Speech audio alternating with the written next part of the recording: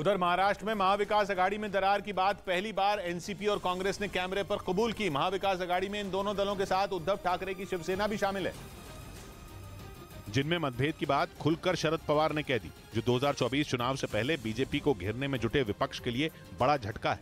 महाविकास अघाड़ी में दरार पड़ने की शुरुआत तब हुई जब राहुल गांधी ने सावरकर पर विवादास्पद बयान दे दिया था।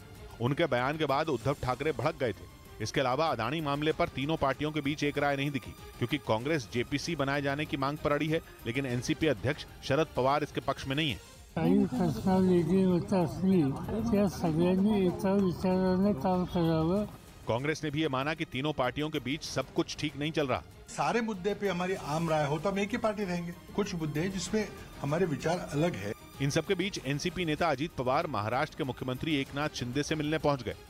इस बीच कोलकाता में पहली बार पानी के अंदर मेट्रो चलाई गई। वहां गंगा नदी के नीचे टनल बनाई गई और उसी टनल में मेट्रो चलाकर उसका परीक्षण किया गया। ये देश की पहली सुरंग है जो नदी के नीचे बनाई गई। ये टनल कोलकाता को हावड़ा से जोड़ती है। उधर यरूशलेम की अल-अक्सा मस्जिद में घुसने के बाद दुनिया भर में अलग थलग पड़े इजरायल के तेवर नरम पड़ गए। उसने अगले 10 दिन यानी रमजान का महीना खत्म होने तक यहूदियों की मस्जिद परिसर में जाने पर रोक लगा दी, ताकि इजरायल और उसके कब्जे वाले इलाकों में भड़की हिंसा पर पानी डाला जा सके। पिछले हफ्ते लगातार 2 रात इजरायल की पुलिस ने अल-अक्सा मस्जिद में घुसकर सैकड़ों फिलिस्तीनियों को पीटा था और गिरफ्तार भी कर लिया था। इजरायल के इस एक्शन के बाद उस पर चौतरफा हमले शुरू हो गए थे। बदला लेने के लिए गाजा पट्टी से फिलिस्तीन के चरमपंथी संगठन हमास ने उस पर रॉकेट छोड़े, तो उत्तर में लेबनान से भी इजरायल पर हवाई हमले हुए। यहाँ तक कि इजरायल के पड़ोसी सीरिया से भी उस पर रॉकेट दागे गए।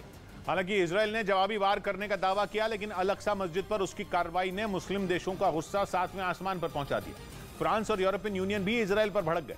यहां तक कि इजरायल के दोस्त अमेरिका ने भी उसे संभलने को कहा। और जिस तुर्की से इजरायल के रिश्ते हाल ही में ठीक होने शुरू हुए थे, उसने भी ईरान के साथ मिलकर इजरायल को सबक सिखाने की कसम खा ली। इसी वजह से इजरायल ने यहूदियों पर अगले 10 दिन तक टेंपल माउंट जाने पर बैन लगा दिया। अल-अक्सा मस्जिद मक्का और मदीना के बाद मुसलमानों का तीसरा सबसे पवित्र धार्मिक स्थल है, लेकिन मुसलमान जिसे अल-अक्सा मस्जिद कहते हैं, उसी जगह को यहूदी अपना सबसे पवित्र धार्मिक स्थल टेंपल माउंट मानते हैं। बीते हफ्ते उनका त्योहार पासओवर शुरू हुआ था। ऐसे में यहूदी बड़ी तादाद में टेंपल माउंट जाने वाले थे, मगर इजरायल ने आरोप लगाया कि उन्हें वहां घुसने से रोकने के लिए फिलिस्तीनी पटाखे और पत्थर लेकर अल-अक्सा मस्जिद में जुटे थे, इसलिए उसने ये कार्रवाई की थी।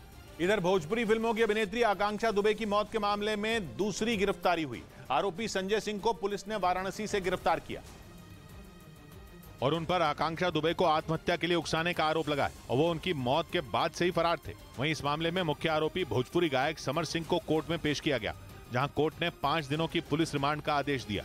5 दिवस का पुलिस कस्टडी रिमांड की जो याचना हमारी थी उसको स्वीकृत किया गया है। इस दौरान जांच के सिलसिले में वाराणसी पुलिस समर सिंह को लेकर महाराष्ट्र भी जाएगी।